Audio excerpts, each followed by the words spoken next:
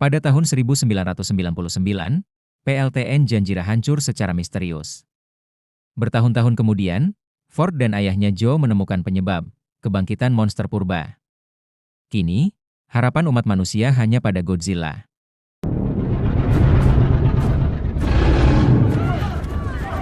Dan inilah cerita film Godzilla.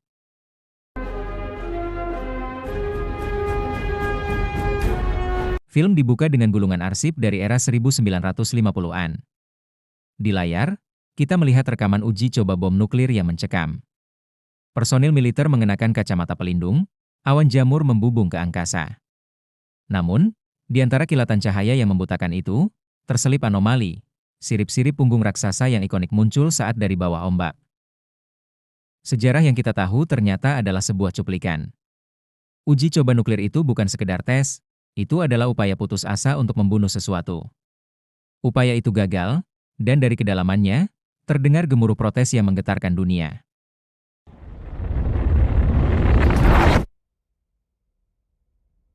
Kisah melompat ke tahun 1999. Sebuah helikopter milik organisasi misterius, Monarch, mendarat di lokasi ekskavasi raksasa di Filipina. Dua peneliti, Dr. Ishiro Serizawa dari Jepang dan asistennya dari Inggris, Dr. Vivienne Graham, turun untuk menyelidiki. Sebuah anomali pembacaan uranium telah menyebabkan lokasi tambang runtuh ke dalam sebuah gua bawah tanah.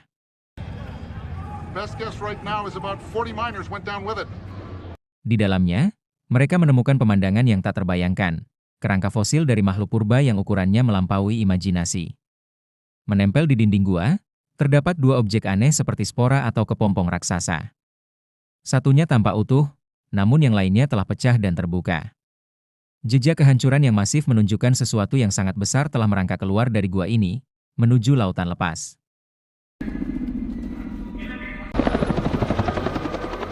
Pada saat yang sama di Jepang, seorang ilmuwan inovatif Amerika bernama Joe Brody diliputi kecemasan.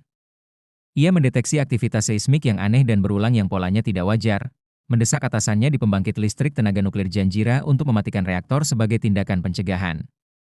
Atasannya mengabaikannya, menganggap getaran itu hanyalah gempa susulan dari Filipina. Pagi itu adalah hari ulang tahun Joe. Putranya yang masih kecil, Ford, telah membuatkan spanduk ucapan selamat. Istrinya, Sandra, seorang teknisi di pembangkit listrik yang sama, mengingatkannya akan kejutan dari Ford sebelum mereka berangkat kerja. Joe menyuruh Sandra dan mengatur turun ke zona reaktor untuk memeriksa kondisi pasca getaran. Di ruang kontrol, saat Joe dengan panik membacakan datanya, getaran hebat melanda. Lampu alarm menyala serentak. Reaktor bocor, dan Sandra terjebak di bawah sana. Joe menutup pintu pelindung, menolak perintah untuk menutupnya demi memberi waktu bagi istrinya untuk melarikan diri. Sandra dan berlari dengan cerdik, namun seorang rekannya terjatuh. Ia berhenti untuk membantu, sebuah tindakan heroik yang merenggut detik-detik berharga mereka. Dari walkie-talkie, Joe mendengar suara Sandra yang pasrah, menyuruhnya menutup pintu untuk menyelamatkan kota. Dengan hati hancur, Joe menarik tuas. Beberapa detik setelah pintu baja itu tertutup rapat, bayangan Sandra dan organisasi muncul di balik kaca tebal, sebelum akhirnya ditelan oleh awan radioaktif yang mematikan. Dari sekolahnya, Ford kecil hanya bisa menatap ngeri saat menara pendingin pembangkit tempat orang tua bekerja runtuh.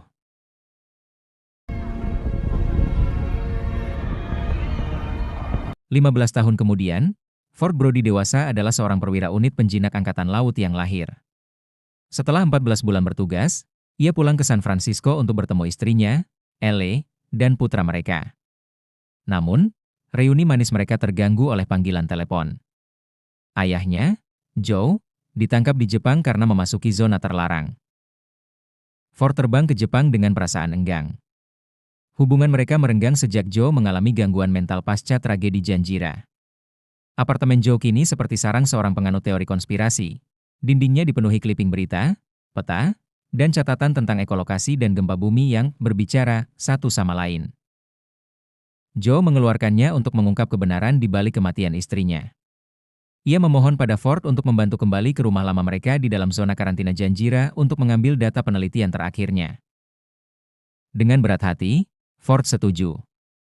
Mereka dianggap sebagai kota hantu Janjira yang ditumbuhi tanaman pembohong. Anehnya, saat Joe memeriksa Geiger counternya, tidak ada radiasi yang sama sekali. Seluruh batasan ini adalah sebuah ringkasan besar. Setelah berhasil mengambil data lama Joe dari ZTP-Disk, mereka ditangkap oleh keamanan dan dibawa ke fasilitas yang dibangun di atas pembangkit listrik-listrik.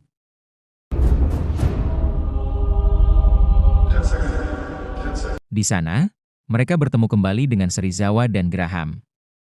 Ternyata, spora kedua dari Filipina telah dipindahkan ke Janjira 15 tahun lalu dan diam-diam memakan radiasi dari reaktor, menjadi sumber getaran misterius yang dideteksi Joe. Saat mereka menginterogasi Joe, spora itu mulai memancarkan gelombang EMP yang semakin kuat. Serizawa memerintahkan untuk menghancurkannya dengan aliran listrik berkekuatan jutaan watt, tetapi sudah terlambat.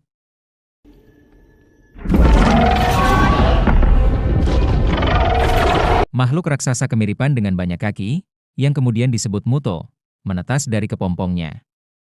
Ia melepaskan ledakan EMP dahsyat yang melumpuhkan seluruh fasilitas. Di tengah kekacauan, Joe terluka parah.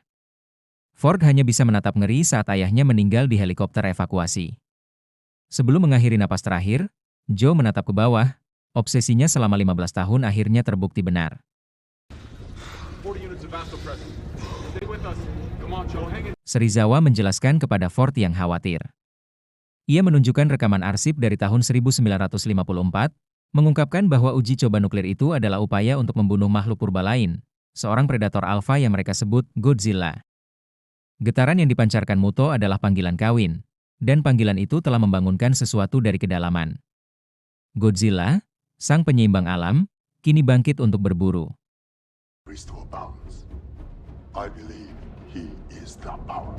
Ford sedang dalam perjalanan pulang melalui Hawaii. Di bandara, Muto kesamaan yang muncul. Ia telah menyerang kapal selam Rusia untuk dimakan. Serangan udara diluncurkan, tetapi EMP dari Muto melumpuhkan jet-jet tempur. Saat itulah, tsunami dahsyat menerjang Honolulu. Dari laut, Godzilla bangkit. Pertarungan pertama antara dua monster raksasa terjadi di tengah bandara, dengan Ford terjebak di dalamnya. Muto berhasil lolos, terbang menuju daratan Amerika.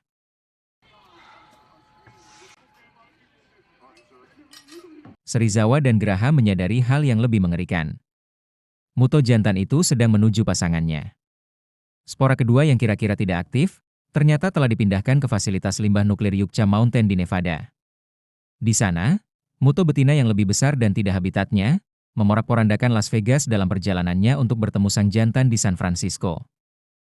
Militer AS menyusun rencana untuk memancing monster ketiga itu ke laut lepas dengan hulu ledak nuklir, lalu mendiskusikannya. Serizawa memprotes dengan keras, menyebut rencana itu sebagai arogansi manusia. Dia tahu bahwa itu adalah tindakan sia-sia, bom itu hanya akan menjadi makanan bagi Muto. Ford bergabung dengan tim yang mengirimkan hulu ledak nuklir melalui kereta. Di tengah perjalanan, Muto betina menyergap mereka di atas jembatan, menghidupkan sebagian besar hulu ledak dan menghancurkan hutan. Ford menjadi satu-satunya yang selamat.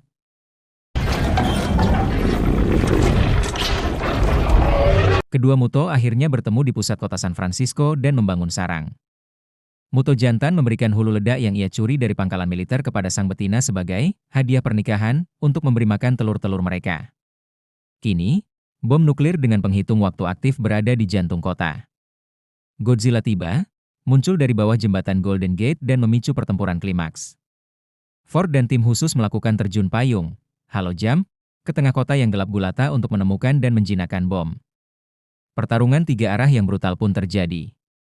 Godzilla akan dikeroyok oleh Muto. Saat tim menemukan bom dan sarang yang berisi ratusan telur, mereka sadar bom itu tidak dapat dijinakkan. Melihat telur-telur itu, Ford menyadari ancaman yang sebenarnya. Ia menyalakan truk tangki bensin dan menguraikan sarang tersebut. Tertutupnya membunuh semua calon bayi Muto, membuat sang betina panik dan meninggalkan pertarungan. Momen itu adalah kesempatan yang dibutuhkan Godzilla. Ia menyambar Muto jantan dengan kibasan ekornya yang dahsyat, menghempaskannya ke sebuah gedung dan membunuh.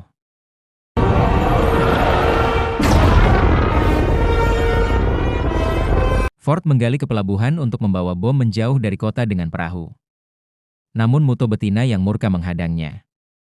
Tepat saat ia akan membunuh Ford, Godzilla datang menyelamatkan. Ia mencengkeram rahang Muto betina, membukanya secara paksa, dan mengeluarkan napas atom birunya yang ikonik langsung ke tenggorokannya, memenggal kepala sang monster.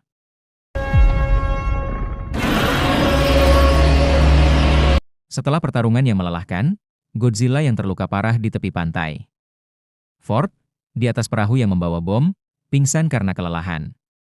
Helikopter penyelamat menariknya tepat sebelum perahu meledak di laut lepas. Pagi berikutnya, Ford bersatu kembali dengan keluarganya. Di jalanan San Francisco, tubuh Godzilla yang dianggap mati terbaring diam. Namun, tiba-tiba, ia bergerak. Sang raksasa perlahan bangkit, berjalan kembali ke lautan, dan menghilang di bawah ombak. Dunia kini mengenalnya bukan sebagai monster, tetapi sebagai kekuatan alam yang telah memulihkan keseimbangan.